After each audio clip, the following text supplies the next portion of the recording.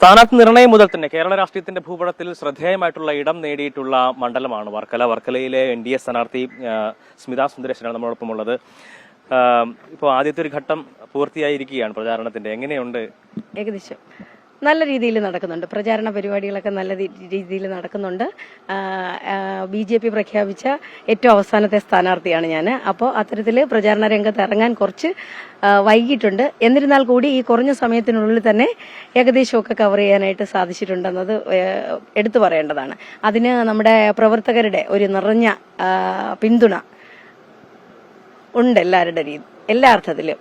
ഇപ്പൊ ആളുകളെയൊക്കെ കാണുമ്പോൾ ഒരു പരിചയപ്പെടുത്തേണ്ട ആവശ്യമില്ല. നമ്മൾ ഒരു പൊതുമണ്ഡലത്തിൽ നിറഞ്ഞൊരു ആൾ കൂടിയാണ്. അപ്പോൾ ഇതുവരെ നമ്മൾ പിന്തുടരാതിരുന്ന ഒരു പ്രത്യയശാസ്ത്രത്തിന്റെ കൂട്ടത്തിലാണ് ഇപ്പോൾ നിൽക്കുന്നത്. അപ്പോൾ ആ ഒരു വ്യത്യാസമുണ്ടല്ലോ, അതെങ്ങനെയാണ്?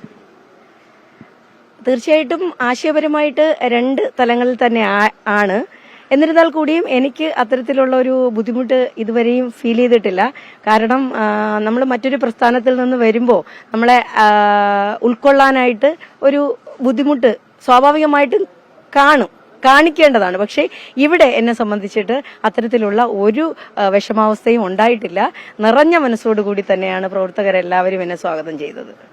കഴിഞ്ഞ 2 വർഷമായിട്ട് വി ജോയിയാണ് ഇവിടുത്തെ MLA, 2 ടൈമായിട്ട്. അതിനു മുമ്പ് വർക്കല കഹാറായിരുന്നു. അപ്പോൾ ആ ഒരു പാരമ്പര്യമാണ് ശരിക്കും വർക്കലയിലുള്ളത്. ഇത്തവണ ഒരു മാറ്റം അതെങ്ങനെയാണ് നമ്മൾ പ്രതീക്ഷിക്കുന്നത്?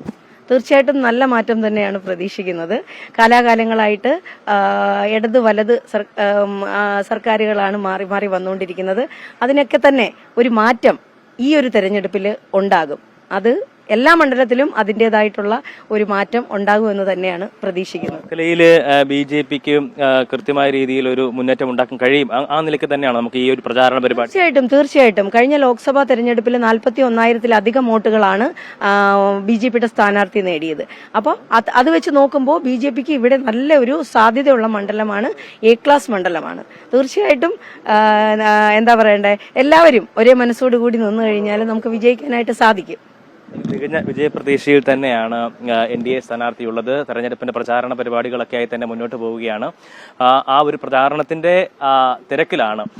ആളുകളെ നേരിട്ട് കാണുന്നു. ഇനിയിപ്പോൾ വളരെ കുറച്ച് ദിവസങ്ങൾ മാത്രമേ ഉള്ളൂ. അപ്പോൾ അതിന്റെ ഒരു തിരക്ക് കൂടി, ഈ മീനച്ചൂടിന്റെ വലിയൊരു ചൂടാണ് ശരിക്കും തെരഞ്ഞെടുപ്പ് ചൂട് നമുക്കിവിടെ നിന്ന് അനുഭവപ്പെടാൻ കഴിയുന്നത്.